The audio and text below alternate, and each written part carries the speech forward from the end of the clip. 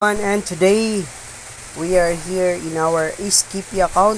Okay, so we have here $18.65, and today we will withdraw this kind of daily profit today. So just click our withdraw button. Then here in our withdraw button, just click our $18.65. Okay, so we have here, just click submit if you have bind your PayMaya account or your Maya account. Then if you bind your USDT withdrawal, you just click our USDT withdrawal. And here, just click submit. And as of today, we have withdrawal successful. And let's check our withdrawal history here. Okay, so we have here 18.65. Then the real money that we will be received is $15.85.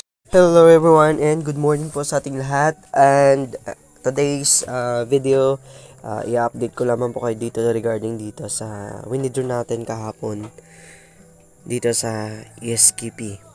Okay, so upon checking here in our Skippy account, okay, we have successful withdrawal here, the $15.85 na withdraw natin last day.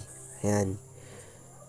So upon checking here, okay, the total of our withdrawal is $591.98, and of course, we will check the last transaction natin dito here in Skippy. So we have $15.85, the real money. Then the withdrawal method na ginamit natin dito is nasa USDT po. So click natin yan, double check natin yan. Okay, as you can see here, October 17, so kahapon, October 18 today. At hindi ko na namalayan na andito na pala sa ating Binance now. So double check natin dito yung Binance natin kung kailan dito na-receive ang ating payout dito. So check natin yan, yung ating record dito sa earn. Then dito sa earn, click natin yung history niya. Okay, let's check kung kailan dumating. So, noong October 18, alas 2 ng umaga. So, ibig sabihin, gising pa pala dito yung ating mga finance from SKP, no? Para i-approve yung ating withdrawal. So, ito na guys is na-approve na yung ating withdrawal. And today, yung available lamang po sa ating SKP is our PayMaya. And of course, the USDT address, no? So, yun lang yung available natin. Then, yung okay. So, binalik yung GCash natin dito sa withdrawal, no?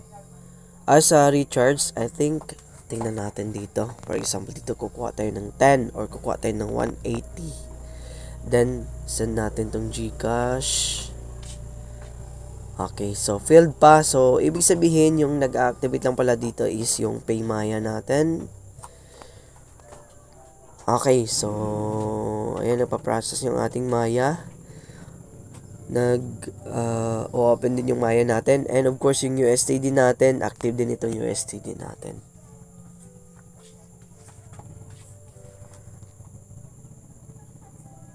Okay, so ganito lang ka-simple yung pag-recharge natin dito sa ating account gamit ang ating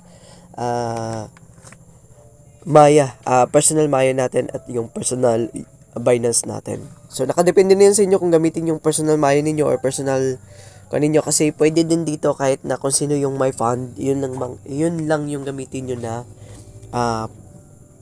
account o yung pambayad dito sa ating recharge button. Then yung withdrawal natin dito guys is yung bank na available dito sa ating account is yung tawag dito, yung USDT, then yung ating Maya. So hindi natin to pwede gamitin yung ating GCash dito kasi natanggal yung ating GCash dito.